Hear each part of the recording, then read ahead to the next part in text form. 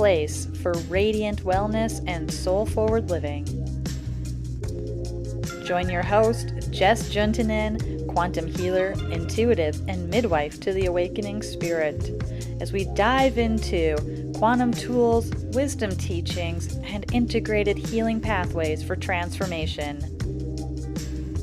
You can live a life of freedom to be without limitation. Cozy up, grab your tea, and enjoy this hour of expansion, wisdom, and love.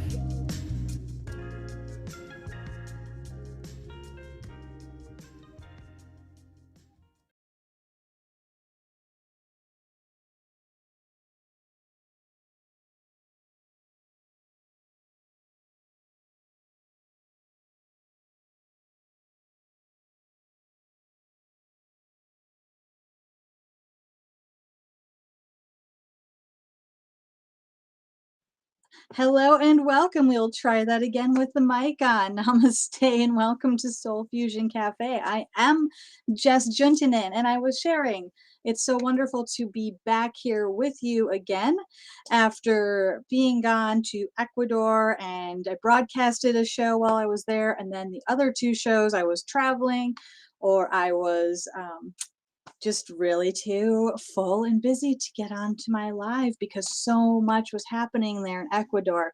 So I'm back, definitely sharing a few beautiful things from that journey. And today's episode really is birthed through much of the inspiration that came forth while in Ecuador at Tosa Blue Mountain Sanctuary. If you have not gotten there and your heart is calling, check it out. If you don't know about Tosa Blue Mountain Sanctuary in Ecuador, learn more at tosabluemountain.com, TOSA mountain.com, and check it out, because really, really incredible. My own teachers, many in the community that tune into this show, follow them as well. Wisdom teacher Sri Ramka and Master Lady Kira Ra, who really have a huge mission, and I'm part of that mission, and you're part of that mission if you wish to be. It's really about expanding the peace, the love, and the joy, and bringing the healing gifts of Avesa to the planet, and bringing many other gifts and teachings. And Tosa Blue Mountain is an incredible, amazing sanctuary, campus, museum, sacred archaeological site of Clinica Linda, serving the indigenous population in the area to receive pain relief, and so much more. It's absolutely incredible. And we're really holding the vision that this is the model campus, but we will have many of these healing centers, sanctuary schools around the globe. So holding that incredible vision. So much was birthing while I was there. There was a group that was there. Hello to anybody in our group that might have been there a few weeks ago. And those of you that are thinking or feeling like you're called to go, knowing you'll go at the total appropriate time. But yeah, this writing our future, I mean, that we are really, what I mean by this is we're always living in our present moment, creating from there. However, our consciousness might travel back in time and ruminate about the past. Our ego may throw all the fears about what could go wrong or what could happen based on our past experience, so we get stressed, or we worry about what's going to happen in the future that we don't even know what's happening yet. So we're future thinking. So oftentimes we're creating from anxiety or tension or stress when we're not fully being present, right? But we're always creating from this state of being. It's sort of like, we've all had it happen, and we all know the person that says it too, like, oh, today has been like the worst day. I got stopped at every traffic light and cut off in traffic, and my order was screwed up at the restaurant, and on and on and on, right? And we know, really, if we can just smile and laugh at that, we're creating our experiences through what we're experiencing inside. And that's the beautiful way the universe shows us and mirrors outside until we decide to really see it, that it's a reflection of what we're creating within. So this has always been true. And that's really a simple way of putting it, just a really quick and dirty. But we're now more than ever really writing the future because we've made it farther than we've ever made it before in this experience of density. And that means in this experience of density, this experience of having what seems to be a form and a personality, so much that many of the forms and personalities out there think that's all that they are. So powerful is density and the illusion that we are separate and individual, and if we are open to seeing with more than the five senses, we quickly do notice the connection between everything and everyone. And science is more and more proving a lot of these points, so you can definitely research and have a lot of fun with that if it helps the brain to relax into the possibility that there's much more. So, really, in all of our experience of form, this way, doing this thing as these beings in this realm, we've made it further than ever. And it can be like a lot to take in if you've never really considered other lifetimes or other places, or maybe it's not at all for you. You've already, been diving into studying and researching and having your own memories about that, wherever you are in that spectrum. When I first came to this work, I definitely had to encounter some of my own beliefs around that, right? And let that journey be your journey. No one can tell you what's actual or fact. Like, you can only find your own truth and what you believe in there. And if you're on this same spiral that I'm on and what I see and know for our whole experience, we've been on other planets, we've been in other incarnations, and maybe some of the beings here on Earth now weren't part of that, but many of us were. And there's been that energy of like, oh, we're gonna explode, we're gonna blow up the earth, right? How many Hollywood movies have been about that?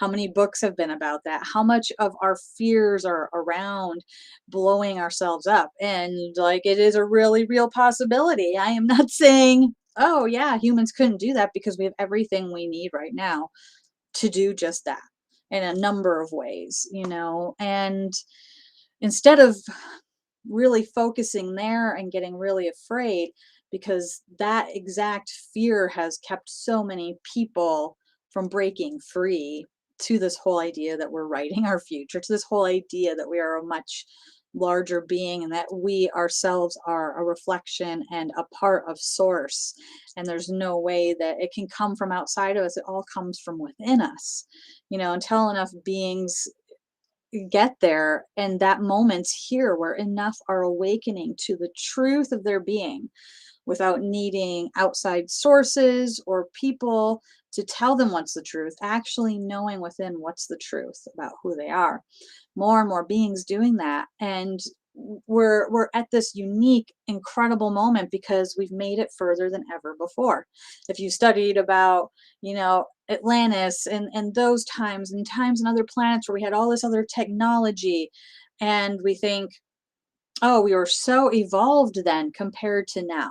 That is the like misperception, is actually our consciousness is more highly evolved now than it's ever been. Maybe we had more technologies, maybe we had other things, but our consciousness was not where it is now. And energy is opening on our planet. Energy is available and pouring in to support us, and if you really want to, a little deep dive into what these energies are, what's happening, please go watch Shri and Kira's Monday Magic from last night. It was the revelations and predictions at it's an official Shri and Kira YouTube.com, and it also included a very important time surf. So there was a lot of information provided about October and the rest of this year, about a lot of this context for, what's going on and the energies that are here to support us and how we can really use them. And time again, their revelations are so spot on. They're so outside of channeling or any filter, very pure and always spot on. So I really encourage you, if you haven't checked that out, go check it out or email me, Jess at selfascensionstudios.com, and I will send you the link to it.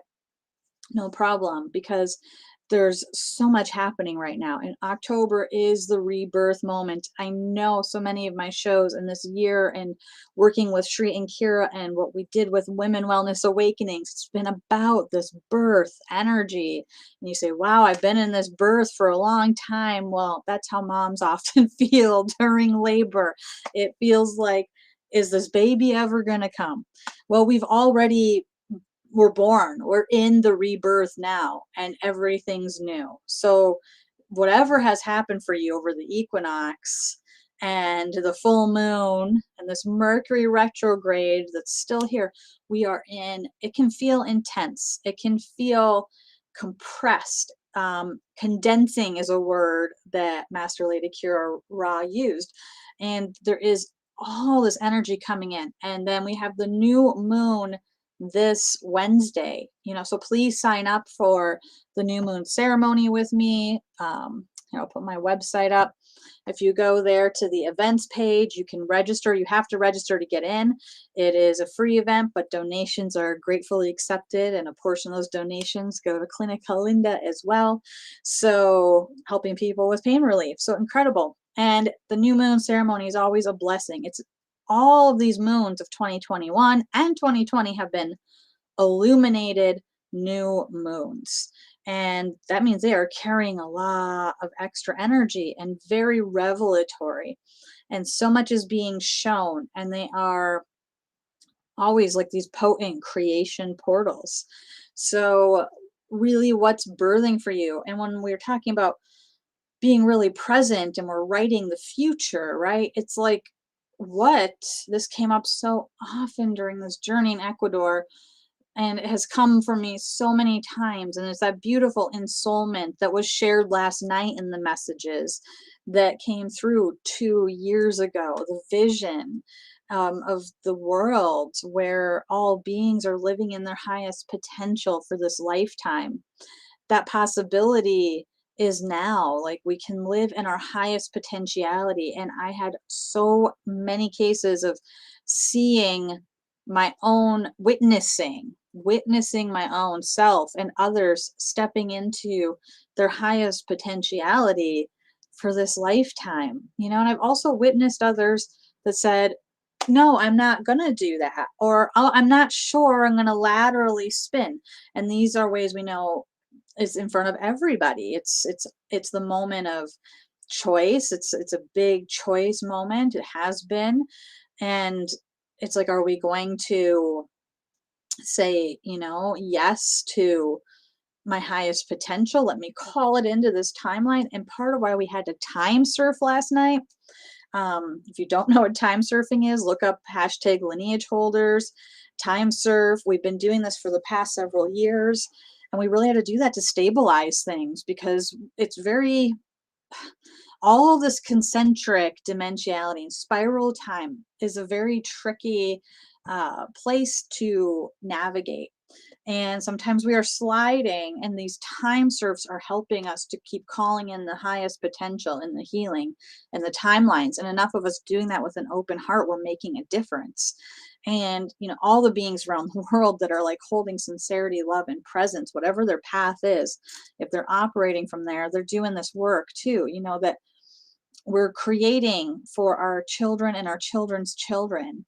That was such a part of every indigenous culture I have come into contact with and had the blessing of being in ceremony, or knowing, like the Kenyari that came and did a ceremony during this equinox event. They are like the star people and these amazing lineage of beings of this land. And you see, it's always part of their ceremony to honor their families, their ancestors, and the ones to come. That's something that echoes in each of us that we remember, that was part of, that would have been always a part of our culture and way, until we, decided to, in free will, just go as separate as we could.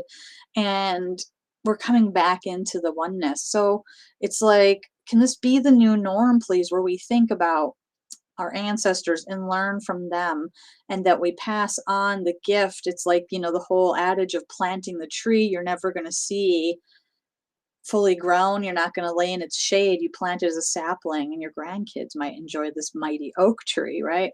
So it's that idea of that right now we made it further than we ever could before. It's the knowing we made it further than we've ever come before. And that from here we are really writing. We're writing in real time what comes next. So in the rebirth, really, what is it, this new you? I mean, really think before the equinox. It might feel really extreme for me because I was in Ecuador in multidimensional space. It's really easy to manifest and do things, but it's just as easy out here. It really is. So it might seem more extreme though, because I was gone for lifetimes. When you're in quantum time like that, many, many lifetimes, and then, arrive back here and reinsert into where my life is and what's happening. It seems like before the equinox was so long ago. But really feel into, what's your experience been like as you traversed September and we're in October now? What was September showing you? What was it that you were visioning all year and working on and gestating, and knowing that we came through that equinox and we have really been reborn in so many aspects and ways. It's a new life, it's a new world. If we choose to take it, we can keep recreating. We're the powerful creator. We get to do what we want and do it well, like Archangel Zadkiel would say. So what are you creating from? Who are you creating with? And I put that call number up on the board, and I know I did not start the call board. So just one moment, I'm going to have that started up. And the call-in number is 517-208-1500. And yeah, would love to hear from you if you've got anything awesome to share that's been happening in your life since the equinox, or just right now, or in general. If you have a beautiful miracle sharing, would love to hear that. And this is going to make some noise for a moment. I am so sorry. Conference will begin when you have confirmed the start of the conference. All participants will now be placed into the conference. All right. Okay, and hey, we have a caller on the line as I fired up the call board that's been just patiently waiting there. So let's bring her in.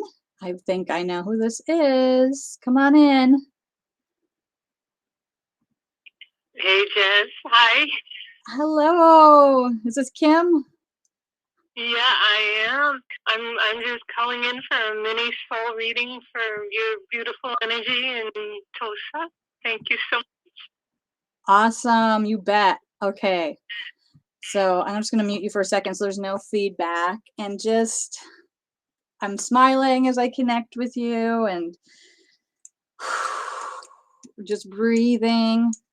And wow, right as I connect with you, I immediately am seeing the golden crown that you're wearing and that you have stepped forward and claimed. And it's really beautiful. And I see like sapphires, and the crown has like a snake energy to it too.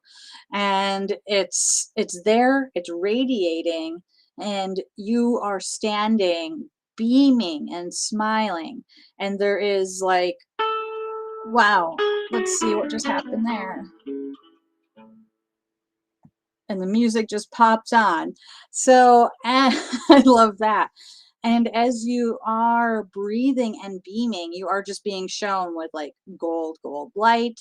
You're on top of like the top of a steps, and you're in this just beautiful benevolent queenship that is just radiating, and benevolence is the word. And what's being shared as I connect with you is, are you really just bringing this blessing of the benevolent queenship to yourself and your life as fully as you can? Are you having complete compassion for yourself? Are you having complete love and just clarity in this high vision and view? Just look at all of the events of your life, everything that has led to this moment from this detached awareness and perspective of the witness, and breathe and smile and notice that every single thing has happened exactly as it needed to, and just have that beautiful, just again, it's non-attached awareness, compassion, love, and clarity around yourself, your journey, and look forward and see all of the beings that are touched by your benevolent energy. And that's what is wanting to be shared with you right now. Thank you so much for calling in. Many blessings and namaste, dear Kim. And awesome. If anyone else is feeling the call to call in, I would love to offer a mini reading, or if you have a sharing or you have a question about anything that I'm sharing on the air, 517-208-1500 is that call-in number. So beautiful, amazing to connect with folks. And hey, thanks for dropping the phone number in the chat, Purple. Hello, B. Awesome. That's incredible. Oh, I love what you're sharing about the mala. And I know you shared this photo with me. B in the chat here. Hey, B Freeman. You were at TOSA, and yes, and she was wearing a mala that actually toasted and crisped during one of our ceremonies we were having together. And I just think it's wild, the things that happen in real life, and that gets to be more and more the norm, right? But it's like that evidence to our mind, like something really happened here. And I just think that's the most incredible miracle. So awesome. Angela, Purple B.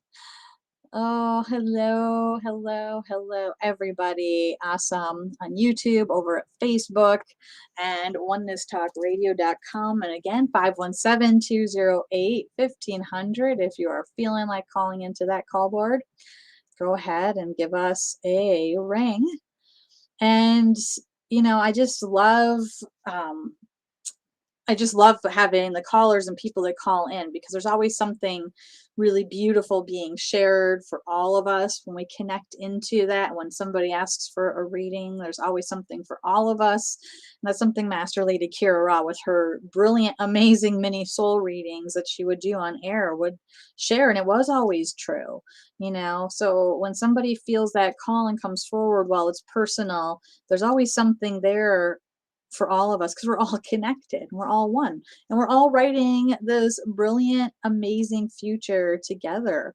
It really is the time to say, what do I see is actually possible for myself and this world and my children? What is actually possible? And go even bigger, go even bigger. What do you want to see in this world for your own self and your children and the children's children that you won't ever see, right? Like planting that oak tree. What's your legacy, and what's our legacy? Because it does take an action, and there is a unifying, balancing energy in October of this divine feminine and masculine that's also here and very present. And that's what 2022 is going to really be about, because 2022 will be a 2 plus a 0 plus a 2 plus a 2. That'll be a 6 with the infinite. And the 6 is the 6-pointed Merkaba, and it is the unification, and it is the reunification of divine feminine, divine masculine, body, soul, all of it reunifying. And so 2022 is really going to be giving that to us. And we've been getting glimpses of that all year, and October is carrying some of this energy as well. So it's really a balance of giving and receiving, and the inspiration and the compassion and the action that comes through that. It's really about saying like, I'm in service to something, like you're in service to all the time.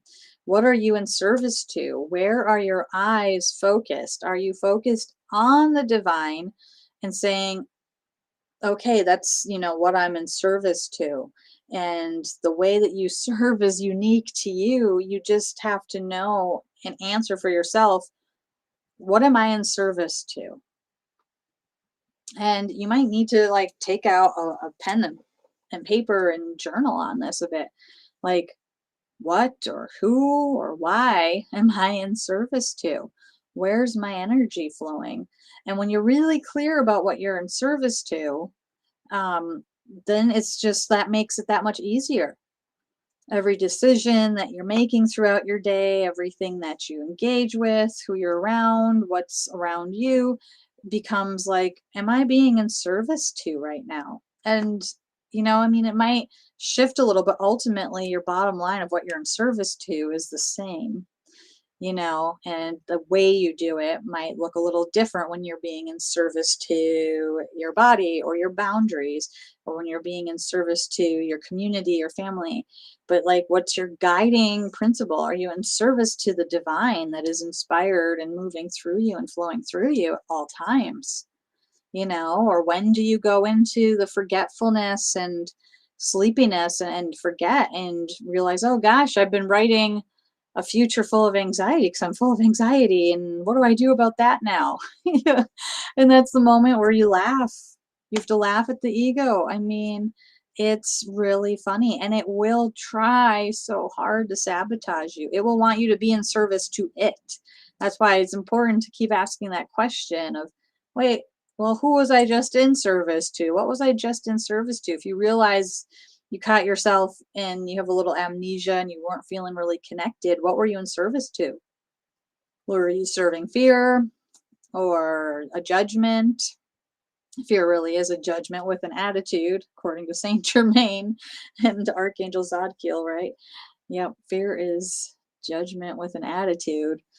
So what were you being in service to? Like, if we find ourselves, it's easy to happen and be lulled back into like the density dream a little bit and go, oh, where was I just now? So it's really important to say, maybe I was just in service of my ego and doing what fed it when I made that decision or choice. And that's all you need to have is awareness. And that's all you need to do is just have the non-detached clarity around it. That's really the seventh dimension, when we are able to anchor in a clarity and have no judgment. The fifth dimension gets talked about an awful lot, and it's incredible, but it's just the waiting room for the rest. And in the fifth dimension, while it's full of compassion and love for the experience of the third and the experience of the fifth, it also still can carry judgments and be clouded and have some emotionality because it's so close to the third dimension. And the seventh, it's just this more detached witnessing and seeing all that is without being judgmental, without being reactive. You can't really be reactive because you don't have a judgment. It just is, and you see this bigger picture. And that is really worthy of where we want to anchor our energy, right? Like, I want to be in service to that part of me that understands this bigger picture and knows the truth of myself. And the more we practice lifting and lifting, the more we come to our heart. And we're not ascending to ascend off this planet. Sri and Kara talked about this last night as well. And it's a really important point that in ascension, in this work, often there's this misperception that it's all about leaving this earth with our form intact, ascending with this form intact. Yeah, that could be a goal and has to happen for a few beings on this planet. But that's really not the essence of the yoga of self-ascension, or the alchemy of self-ascension, excuse me. And really, it's about bringing in and experiencing through this body of form our highest self and expressing that in this world. That's the most incredible thing. So if you could tap into your highest dimensional self and living its best life in its highest plane of existence and bring that into this body and form and express through it into the world what's possible. Like the sky's the limit, and there is no limit and there is no sky. It is just like constant co-creation when you remember that. And the mind and the ego and the body will come into alignment as they keep seeing the evidence that when they trust or listen or acquiesce and support what the soul is doing, that everything's always okay. And the foundation gets stronger and stronger. But it doesn't mean sometimes you're like, have to walk through those moments where the ego is throwing everything it can at you, because it will, so that you will stop. It will do whatever it can do to get you to stop in your tracks. You know, it's really sneaky and sly. And the more we, have our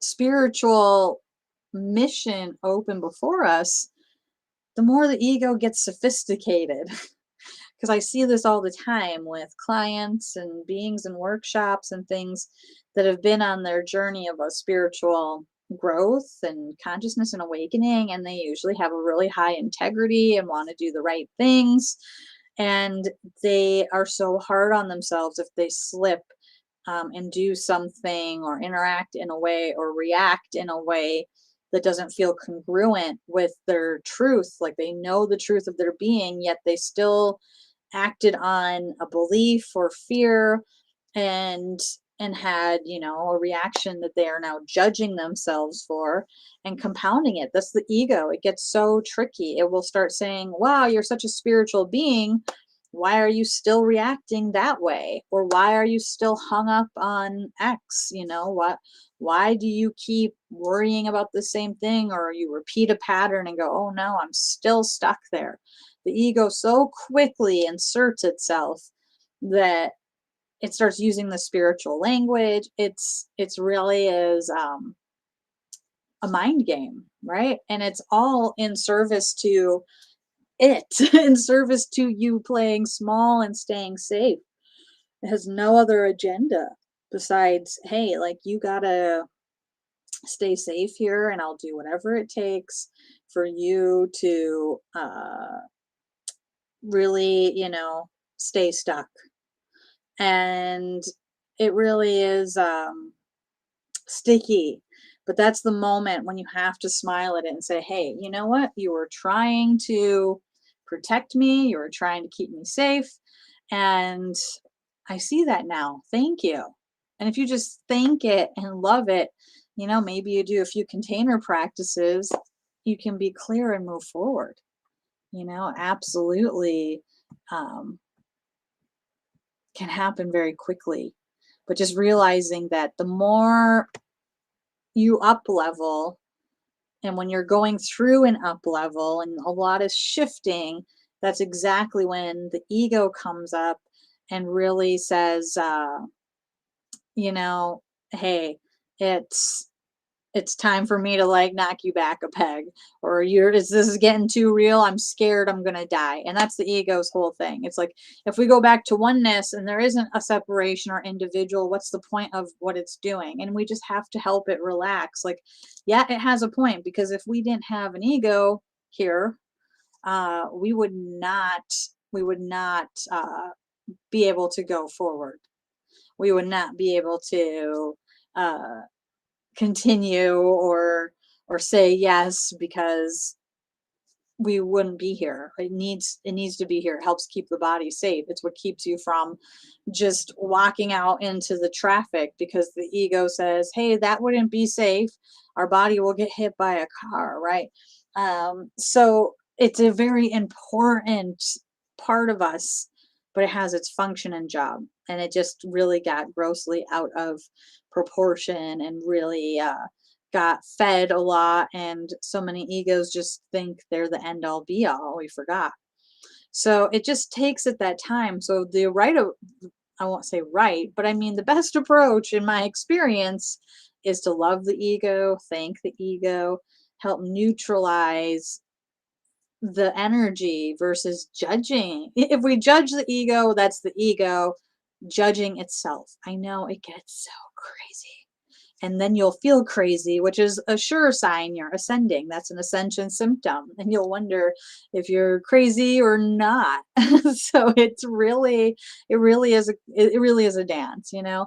And just hopping over here to the chat. I'm sorry the number is not working for you, Patrick. If you're not in the US, it might not work.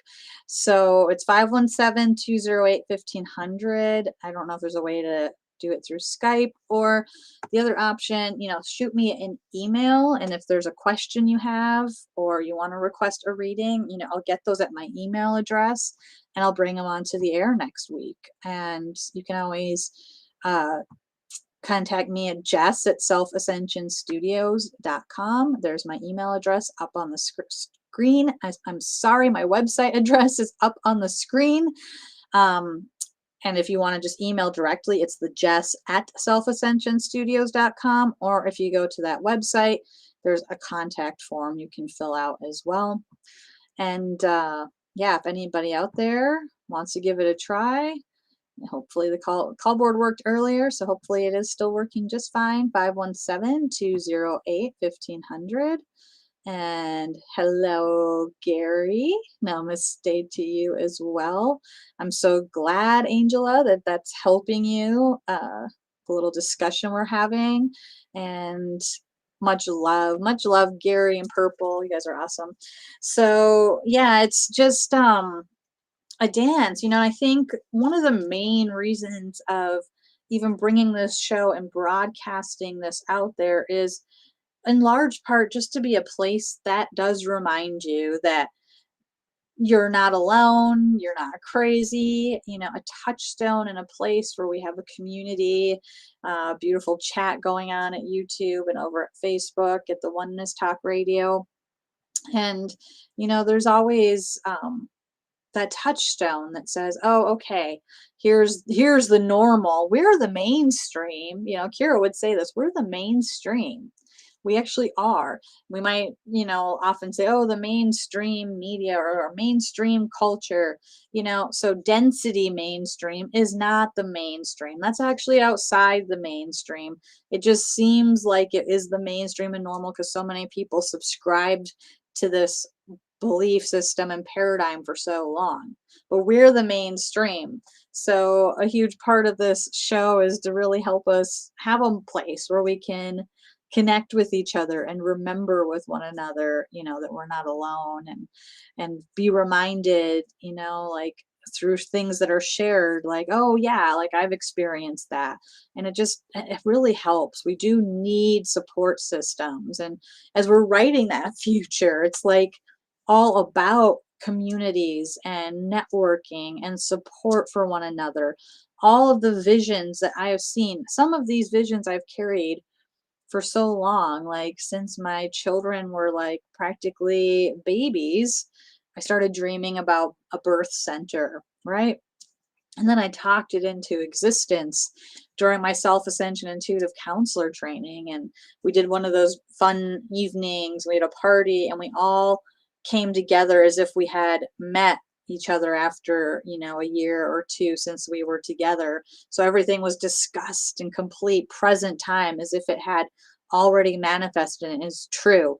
And do this with a group of your friends if you ever want to have the best time and anchor your vision. Get together with a few people and talk about the future in the present tense, right? But I remember talking about the birthing center and other things too. This one example just keeps sticking because that is actually going to be happening. So there is going to, and more will come about that, but it's like, oh my gosh, I carried that vision so long, and certain aspects and details about it that will be true and that I will be able to help with is just incredible. So that's just like one example of, you know, how amazing this ability to manifest is, and it's getting so much faster, you know, so incredible. And I'm still like kind of working out some of the communications from the universe, it's always communicating with us. I call them winks sometimes, or little nudges that say you're on the right track, you're going, and part of why I was a little bit late to start this show today was I went for my walk to get myself centered and connected with all of you and everything that was going to be shared in this show. And I know I just have like a short little walk that I took between working and getting ready for here. And it just takes me about 20 minutes if I'm fast. I just know it's like this beautiful little walk down to some ponds, and there's always ducks, and there's the family of swans down there that have been there, and herons. It's so incredible. And I was walking back, had plenty of time, and I saw the family of swans. I heard them at first honking, and I saw them all take off together, and they're all flying. And I'm like, oh, they're flying south, because they went south. They didn't land in any of the other ponds. They kept going. And I was like, it seems like one of the swans is missing, because they had like 5 babies this summer and 4 of them made it, which is pretty incredible. And then 5 minutes later, the last swan that I thought was missing, who was missing, started honking, and I could see he was the juvenile. They're pretty much full grown, but have some of the gray on their feathers. And he was flying around. There's several ponds in a wetland area, and he kept flying and crying and flying and crying. And then I was just kind of like holding space and looking around. And then, I got home a few minutes later than I meant to, because I was just like in that space of, okay, hey, what is this message exactly? My own personal kind of takes coming on that. But, it doesn't necessarily mean mind or ego wants to interpret from something like that event could like trigger a lot of feelings of fear or something in me. But it's like, why? Like, it's a popular area. A lot of people drive down to this little area and love these swans. I was the only person around to witness it. Maybe the other ones will come back, or he'll figure it out and fly and meet them, or however the world of swans works. I'll be keeping an eye, and I'm sure many others will be keeping an eye on him, because people will notice he's there alone. But maybe he flew and went to find them now. But it's like there's always this dance, and being in nature always connects us to this deeper essence and truth, and that there's this whole natural order and cycle to things. It really supports us from the neurological level and biophysical. Like, I mean, we know it helps lower our blood pressure and lower our stress and all these other things to be outside, and raises different hormones for creativity and peacefulness, right? And then there's all of the interactions that we have within that context that take us out of the moment to moment and help us to really, support us right here. And that there's a wisdom in nature and the cycles and what's happening there that's, beyond what our human judgment about it might be. There's an underlying wisdom and knowing and order within all of it. And that if we can really trust that, of course, in our own innate nature, there is an order, and there is a time, and there is a way to move through all of the transitions, whether you're flying south or your family left you behind when they flew south, or, whatever it is, you got to navigate that. We have an internal guidance system, just like those swans. Like, he probably will fly and go to the next pond and meet up with them. There's an internal guidance system that we are always in wonder at, about butterflies migrating or becoming the butterfly from the caterpillar, and all the ways that nature, plants, and animals do their thing. We're just as remarkable. We're part of all of that. And we have this ability to have our consciousness to look at it all and look at ourselves. I know it's like a huge order and a huge trip sometimes to think about it all. But we're really here, and we really do know what to do. It's just listening and churning that frequency. So we're listening to that soul voice, that we are coming to our heart, that we're living from there, and if you haven't studied, any of the self-ascension work, or that body of work of Avesa, or navigating the inner matrix, all of these programs and pieces, they're non-dogmatic. They will fit with, I believe, any way that you perceive the universe and divine in your life. They're not prescriptive or telling you what you have to do. Self-ascension is really that there's as many paths home as there are beings on the planet, and all are ascending and remembering. Our success is guaranteed. It's just like by really focusing on your own path and journey of surrender, releasing judgment, unconditional love, and coming into union. If you focus on those 4 steps, which are the 4 key steps in self-ascension in no particular order, you will notice that there's always a step you're cycling through. But if you really come to this work, you will find quickly those synchronicities, quickly that inner guidance system. Quickly you will come into greater alignment with your truth. And the ego and personality will relax so that you can tune into that soul voice and allow that be what you're in service to, because you're here, you arrived in this moment, new earth is here, you have birthed, and what are you doing with it now? And where are you going next? So really I'm praying and hoping that you will join for the new moon ceremony coming up this Wednesday. Head over to selfascensionstudios.com and you can sign up and register there. It's free or by donation if your heart is called. That's going to be on Wednesday night at 8 p.m. Eastern Time. And you can also email me if you have any questions or need any guidance in your registration process. And the Golden Ray starts this Thursday. Anybody that has taken Navigating the Inner Matrix in 2021 and anybody that has ever taken Golden Ray and graduated from it anytime are all welcome to participate in the Golden Ray. And it's up-leveled, it's incredible, and extremely supportive. So if you are a student of NIM 2021, even if you didn't get your culminating project in yet, you can register for Golden Ray. Or if you've ever taken Golden Ray, if you have no idea what I'm talking about, check out Navigating the Inner Matrix and just begin there. That program is life transforming and helps you rescript all the old beliefs and fears and paradigms. I'm a coach. I'm happy to help coach you through it. Shoot me an email. Happy to answer any questions, because bar none, I just feel like that Navigating the Inner Matrix is the most incredible program, journey that you can take.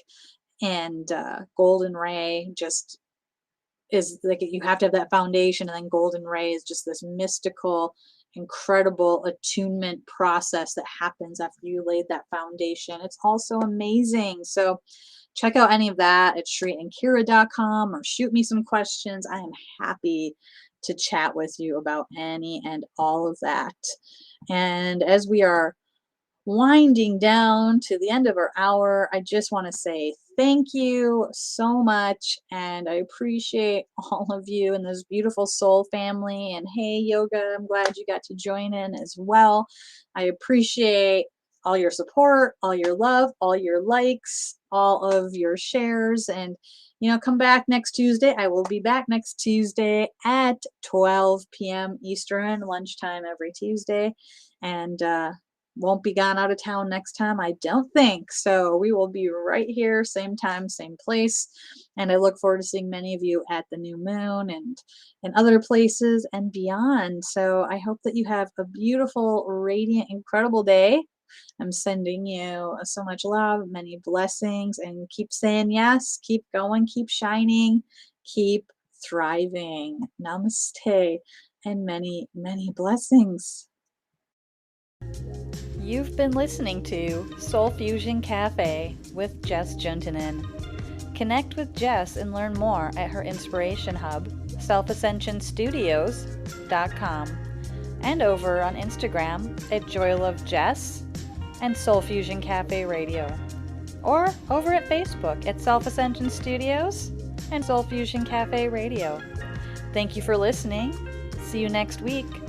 Namaste and many blessings.